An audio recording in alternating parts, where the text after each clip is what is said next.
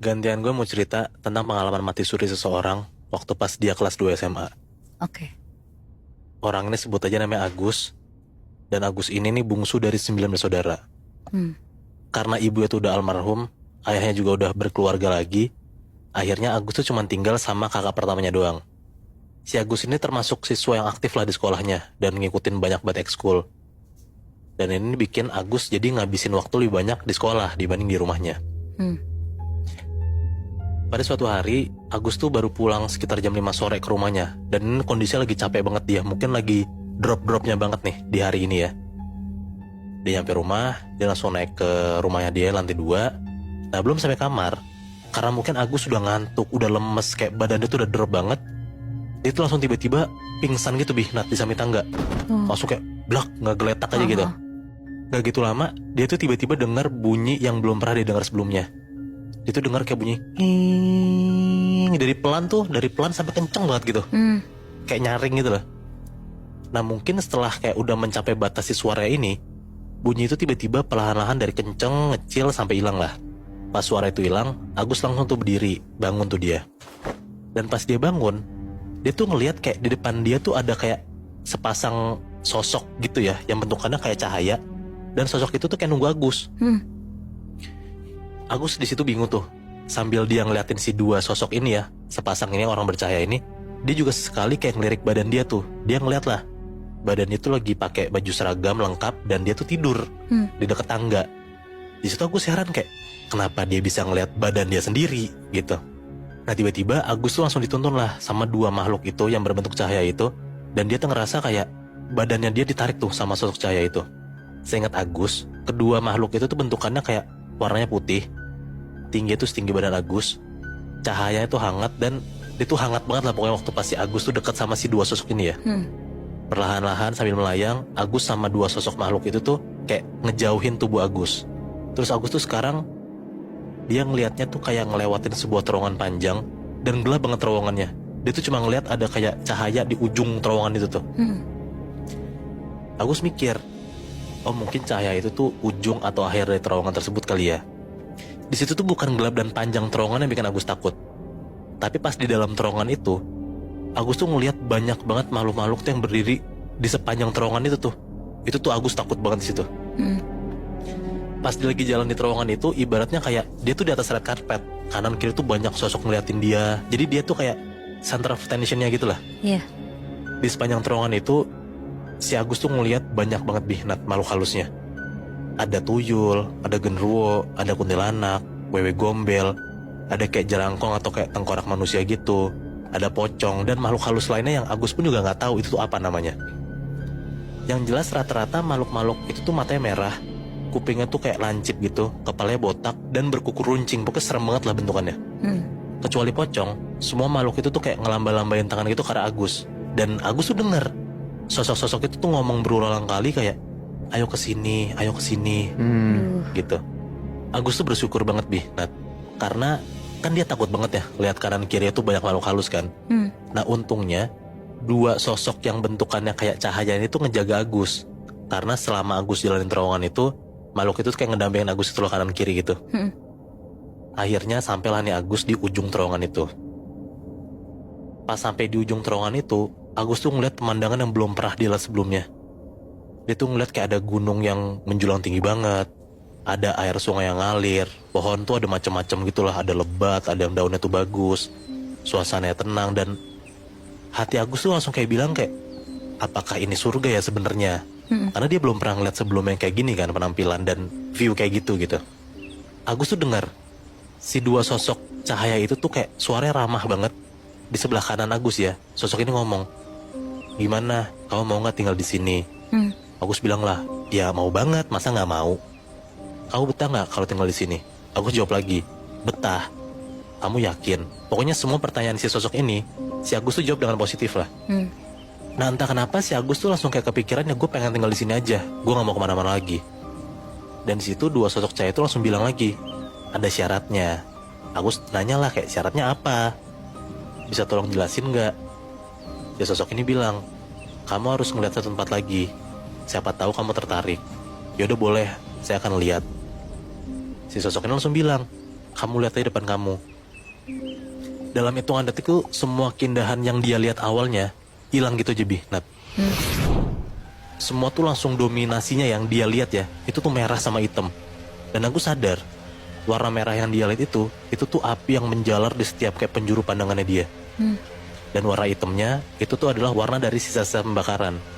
Ada yang pembakaran kayu, terus ada juga dia ngeliat orang yang dibakar terpanggang banget. Bahkan ada orang yang masih jerit-jerit tuh, udah kebakar masih ngejerit-jerit sampai udah gosong pun juga dia ngeliat. Duh, serem banget. Ada bau amis, ada bau bangke, bau busuk, ada asap. Pokoknya itulah yang benar-benar Agus rasain. Agus ngeliat banyak banget orang yang ada di sekelilingnya dia tuh lagi disiksa pakai besi. Dia ngerasa ada di sebuah ruangan yang dipenuhi sama mungkin algojo gitu ya. Mukanya tuh serem banget, hitam gitu. Dan mereka adalah sosok yang bertugas buat nyiksa manusia. Dia ngelewatin lagi ke sebuah ruangan yang berisi ular kobra raksasa banget. Nah ngelihat kayak gitu Agus tuh lari lah, dia langsung takut dan dia coba buat menghindari si ular itu. Dia lari dan akhirnya selamat lah. Agus tuh ngegambarin kalau dia tuh kayak balik lagi ke tempat ruang algojo di mana mereka lagi nyiksa orang-orang tuh dengan keji banget gitu. Di sana Agus banyak banget lah ngelihat kejadian-kejadian yang belum pernah dia lihat sebelumnya tuh. Makhluk cahaya di sebelah kiri Agus tuh bilang, gimana? Kamu udah lihat tempat ini kan? Agus jawab, udah. Kau masih mau nggak ngelihat tempat yang jauh lebih dari sini? Kata dia, enggak, saya mau pulang.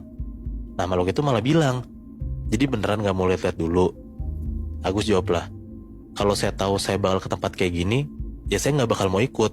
Pokoknya saya mau pulang. Kalau misalnya kami gak mau mengantar kamu gimana? Kata sosok itu ya. Ya udah saya pulang sendiri. Ya udah silakan pulang, kata si sosoknya. Akhirnya Agus itu ninggalin dua sosok inilah, dua makhluk ini. Pas lagi ninggalin dua sosok ini, rasanya tuh Agus tuh udah cukup jauh banget jalan. Dan dia tuh jalan tuh ngelewatin kayak kegelapan menuju pulangnya itu.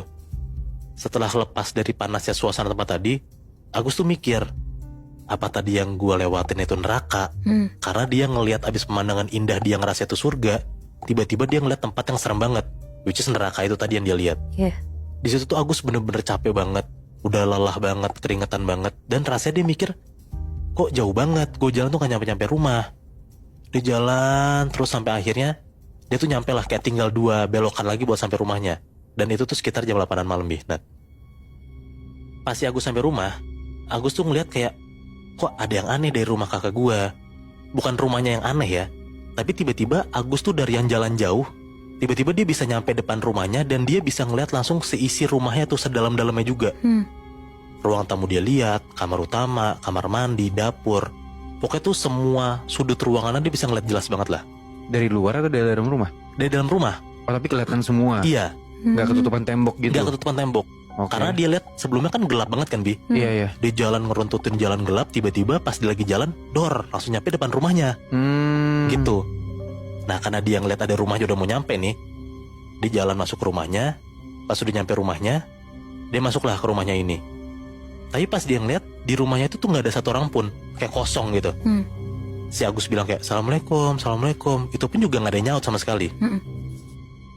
Terus Agus jalan ke tangga, naik ke lantai 2. Nah pas lagi naik ke lantai 2, si Agus tuh denger kayak ada orang pengajian. Dia mikir, kok tumben pengajian lantai 2? Biasanya kan ruang tamu, lantai 1 gitu.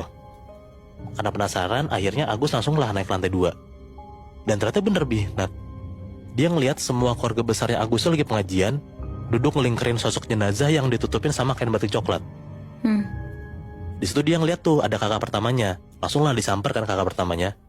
Agus nanya, Kak siapa yang meninggal? Kok aku gak kasih tahu? Nah kakak yang pertama itu gak jawab apa-apa, nangis aja. Agus mikir lah, oh mungkin kakaknya tuh lagi sedih banget, jadi suaranya tuh gak kedengeran suara Agusnya. Dia jalan lagi nyamperin ke kakak keduanya. Nanya lagi yang sama kayak kakak pertama, Kak siapa yang meninggal? Kok aku gak dikasih tahu? Lagi-lagi gak dijawab. Kakak kedua tuh cuma nangis saja. Nah karena gak ada yang jawab, Agus tuh langsung lah jalan ngedeketin si jenazah itu. Pelan-pelan Agus tuh ngebuka kain batiknya.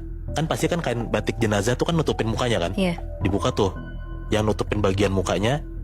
Dan di situ Agus tuh bener-bener kaget banget Nat. Karena dia ngelihat semua orang yang lagi ngedoain itu tuh ternyata lagi ngedoain dia. Dia ngelihat kalau dia tuh udah meninggal. Jenazah yang ditutupin sama kain batik itu ternyata badannya dia. Dan Di situ tuh Agus tuh denger tuh semua orang keluarga besarnya selalu nyebutin kayak astagfirullahaladzim, la ilaha illallah, Muhammad Rasulullah. Nah, detik itu juga Agus tuh langsung merem dan dia tuh langsung ngebacain kalimat yang tadi gue bilang. Dia tuh ngikutin keluarga tuh. Astagfirullahaladzim, la ilaha illallah, Muhammad Rasulullah. Dia ngulang terus bacaan itu sambil merem. Sampai pelan-pelan Agus tuh melekin matanya. Pas Agus melekin matanya, Agus tuh kayak kebangun dan kayak orang linglung. Dia tuh langsung ngomong, ada apa? Kok tumben pada rame? Nah, semua orang di situ tuh kaget banget Nat ngeliat Agus. Ada yang kaget, ada yang senyum, ada yang nangis. Pokoknya Agus tuh di situ tuh ngeliat berbagai macam reaksi dari keluarganya lah. Satu persatu keluarga Agus tuh langsung melukin Agus erat banget. Dan di situ juga Agus kayak ikut kaget karena dia ngeliat badan dia tuh dibungkus sama kain kafan. Iya. Nah, ternyata dia baru sadar Nat. Selama dia lagi ngerasain jalan-jalan ke surga ke neraka itu, ternyata dia tuh lagi mati suri.